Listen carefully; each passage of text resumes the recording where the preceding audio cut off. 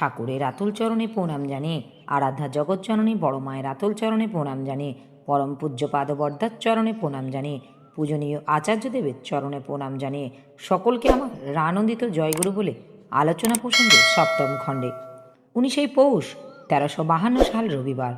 শ্রী ঠাকুর বিকালে বেলা 5টা হবে মাতৃমন্দিরে বারান্দায় বসেছেন। উমা বাগচি, মহেন্দ্র হালদা, শশধর সরকার, মণি সেন, শরৎ সেন প্রভৃতি উপস্থিত আছেন। একজনের রসকসহীন কথার ধরন সম্বন্ধে কথা হচ্ছে। শ্রী ঠাকুর: আমাদের নিজেদের কি ভালো লাগে অন্যের সঙ্গে ব্যবহারের সময়ে সেইটে ভেবে যদি চলি, তাহলে আমাদের বাক্য, কর্ম, ব্যবহার আপনা থেকেই অনেকখানি নিয়ন্ত্রিত হয়ে আসে। যা কিছু আমাদের শরীর ও সত্তার পক্ষে সুপোষ্য, সুন্দর ও সংবর্ধনী, প্রত্যেক ইন্দ্রিয়ের চক্ষু, কর্ণ, নাসিকা, জিহ্বা, ত্বক প্রত্যেকেরই সে সবের প্রতি একটা প্রীতিকর বোধের প্রশ্রয় দেওয়া আছে। তাই তাতে আমরা আকৃষ্ট হই।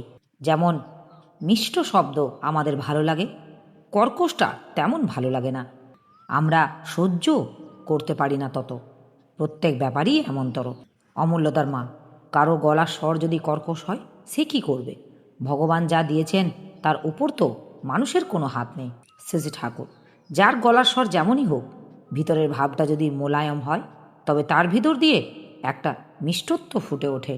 যার নিজের ভিতরে যতখানি শান্তি, সামঞ্জস্য ও তৃপ্তি থাকে, সে অন্যকেও তেমনি শান্তি দিতে পারে। ঈশ্বরের ভালোবেসে যার যেমন হয় তৃপ্ত প্রাণ, সেই তো পারে ভর দুনিয়ায় দিতে তেমন শান্তি দান। তাই মানুষ যা নিয়েই জন্মাক না কেন, তাতে কিছু আসে যায় না, যদি সে ইষ্টমুখী হয়। ইষ্টমুখী হলেই মানুষের একটা তৃপ্তির সন্ধান পায়, এবং সে নিজে তৃপ্তি পেয়েছে সে জানে অন্যের কাছে তৃপ্তিকর হয়ে উঠতে হয় কেমন করে। তার ব্যক্তিত্বের ভিতর থেকেই ওই ভাবটা বের হয়। সে যদি গালাগালিও করে, তার পিছনেও একটা প্রাণ থাকে, আর মানুষও তা বুঝতে পারে। এরপর ভোলানাথ সরকার আসলেন।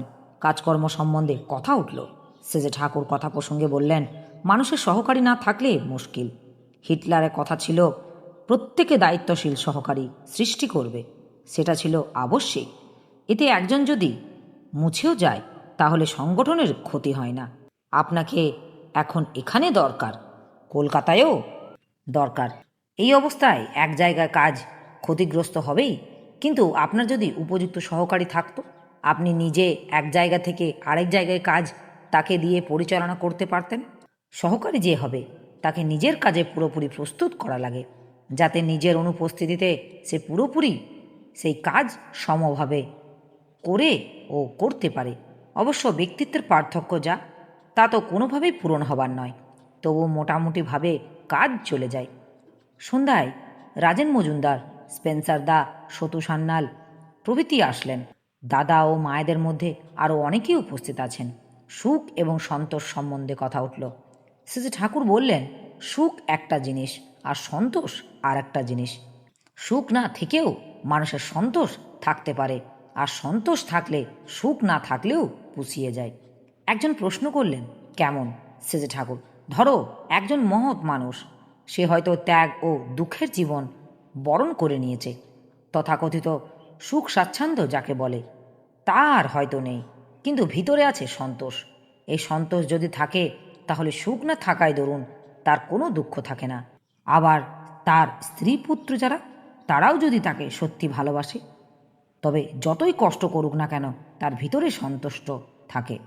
শ্রদ্ধাপ্রীতির লক্ষণ হলো প্রিয়ের জন্য হাসি মুখে দুঃখ কষ্ট সইতে পারা। যেই বলল আত্মপ্রসাদ নেই, সেই বুঝবে স্নেহ বা প্রীতি নেই।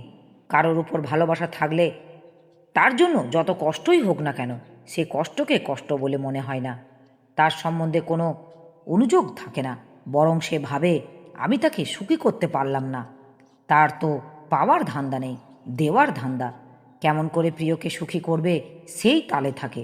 তাই প্রিয়ের জন্য যতই করুক, ভাবে আমি কিছুই করতে পারলাম না তার জন্য, আর নিজেকে অপরাধী মনে করে।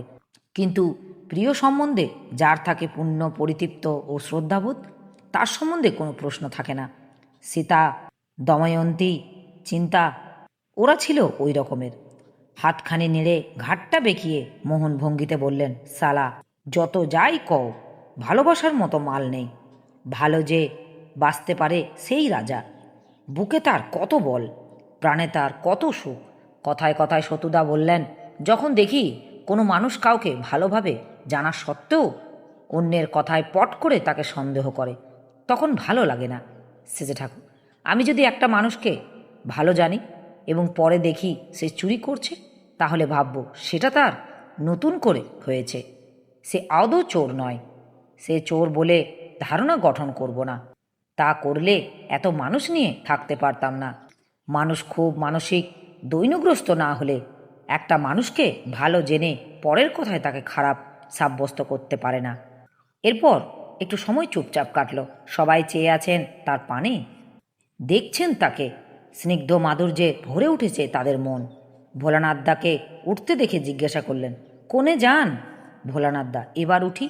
সেজে ঠাকুর, আচ্ছা, চাদরটা মাথায় পেঁচেইয়া যান, বড় ঠান্ডা।